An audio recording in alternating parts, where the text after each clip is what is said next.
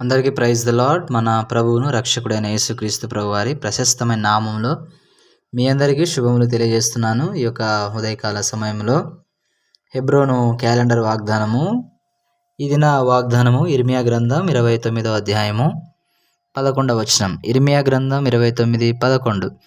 నేను మిమ్మల్ని గూర్చి ఉద్దేశించిన సంగతులను నేను ఎరుగుదును, రాబో కాలమందు మీకు నిరీక్షణ కలుగునట్లు అవి సమాధానకరమైన ఉద్దేశములే గాని హానికరమైనవి కావు. ఇదే యెహోవా వాక్కు.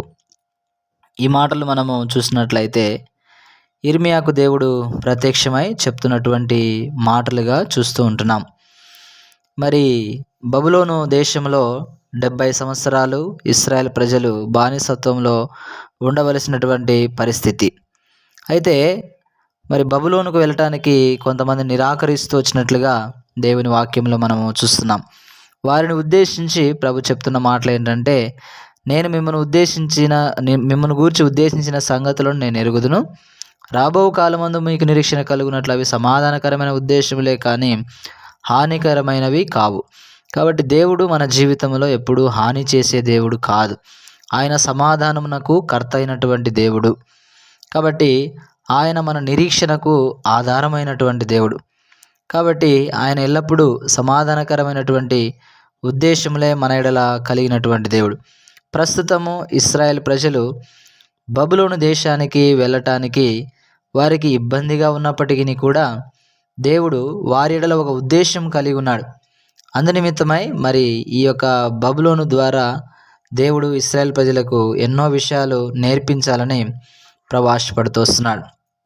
కాబట్టి మన జీవితంలో కూడా చూస్తే మనం కూడా దేవుని చిత్తానికి, దేవుని ఉద్దేశాలకు మనం ఎప్పుడైతే మరి దేవుని చిత్తాన్ని మనము నెరవేర్చడానికి ఎప్పుడైతే మనము ఇష్టపడతామో దేవుడు అప్పుడు మన జీవితంలో సమాధానకరమైనటువంటి ఉద్దేశాలు దేవుడు మన ఎడల నెరవేరుస్తాడు. కాబట్టి ప్రస్తుతము మనకు అవి అర్థం కాకపోవచ్చు. దేవుడు కొన్ని పరిస్థితులు గుండా మనం తీసుకెళ్తూ ఉన్నప్పుడు అవి హానికరమైనటువంటి పరిస్థితులే అని మనం అనుకోవచ్చు. కానీ దేవుడు ఒక ఉద్దేశంతో మనకు నిరీక్షణ కలుగుటకు, సమాధానం ఇచ్చుట కొరకై వాటన్నిటిని కూడా దేవుడు అనుమతిస్తూ ఉంటున్నాడు. అది మరి అనారోగ్య పరిస్థితి కావచ్చు, ఆర్థిక ఇబ్బంది కావచ్చు, కానీ ఎన్నో ప్రతికూలమైన పరిస్థితులు కావచ్చు. కానీ వీటన్నిటిలో ప్రభు మీద మనము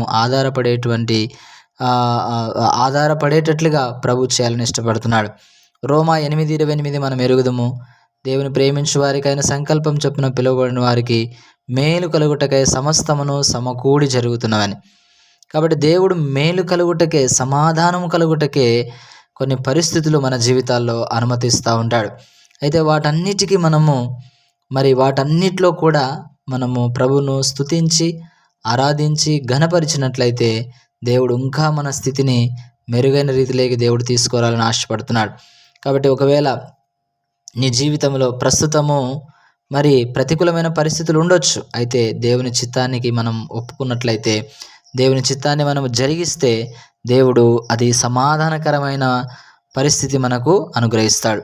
అందుకే ప్రస్తుతం ఇశ్రాయేల్ యొక్క పరిస్థితి ఎలా ఉందంటే, మరి బబులోను సామ్రాజ్యానికి వెళ్ళాలి, బబులోని యొక్క అధికారం కింద ఉండాలి. కాబట్టి ఇవి ప్రతికూలమైన పరిస్థితులు అని వారు అనుకుంటా ఉన్నారు. ఒకవేళ నీ జీవితంలో కూడా ఇటువంటి పరిస్థితి ఉంటే ప్రభువైన యేసునందు విశ్వాసం ఉంచండి. దేవుడు మిమ్మల్ని కాపాడుతాడు. మీ కుటుంబాన్ని, మిమ్మల్ని అద్భుతమైనటువంటి రీతిలో రాబోయే దినాల్లో మరి దేవుని మహిమార్థమై మిమ్మల్ని బలపరిచి వాడుకుంటాడు. దేవుడు అలాగా మిమ్మల్ని, మీ కుటుంబాలను దీవించి ఆశీర్వదించునుగాక. అందరికీ ప్రైజ్ ద లార్డ్.